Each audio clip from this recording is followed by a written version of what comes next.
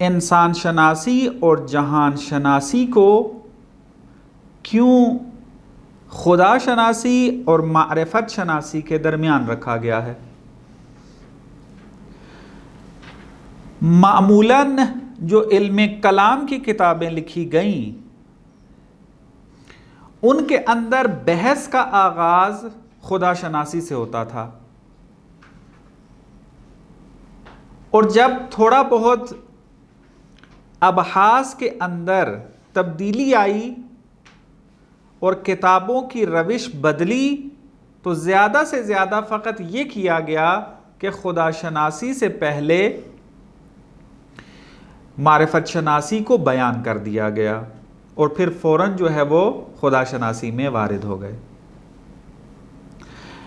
درمیان میں ایک حلقہ مفقود تھا کہ جو صحیح ارتباط نہیں دے پا رہا تھا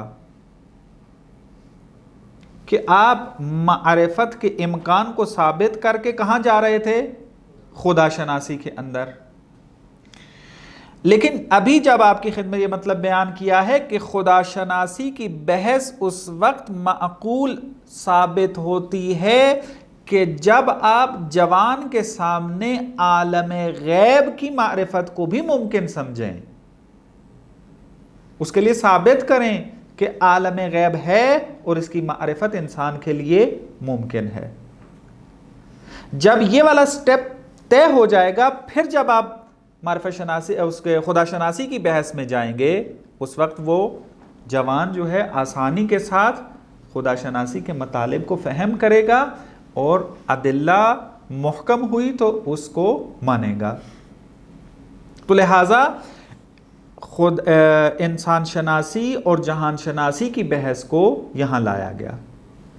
اب اگلا سوال یہ ہوتا ہے کہ عالم غیب کا ارتباط تو جہان شناسی کے ساتھ ہے، تو جہان شناسی بیان ہونی چاہیے تھی، حالانکہ اس درس کا عنوان کیا دیا گیا ہے؟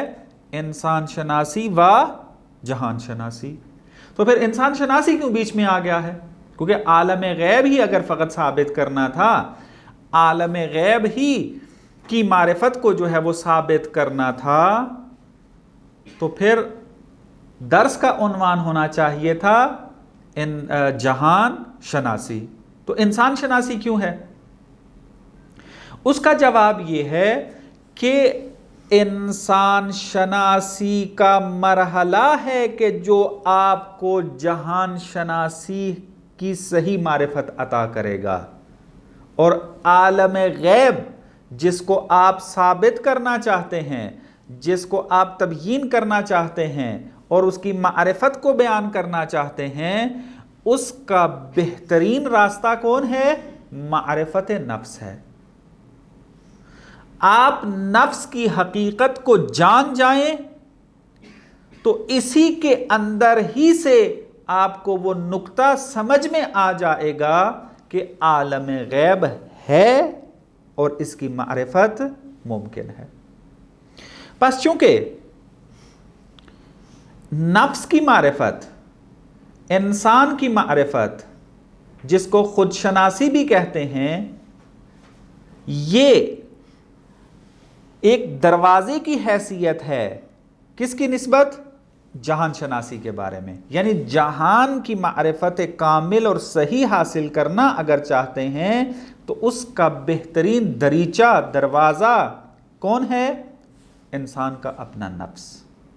انسان اپنے نفس کی حقیقت کو اگر جان گیا تو جہان شناسی کے اندر ہم عالم غیب کو بیان کرنا چاہتے ہیں، اس کے بیان کرنے میں ہمارے لیے پھر کوئی دقت نہیں ہوگی۔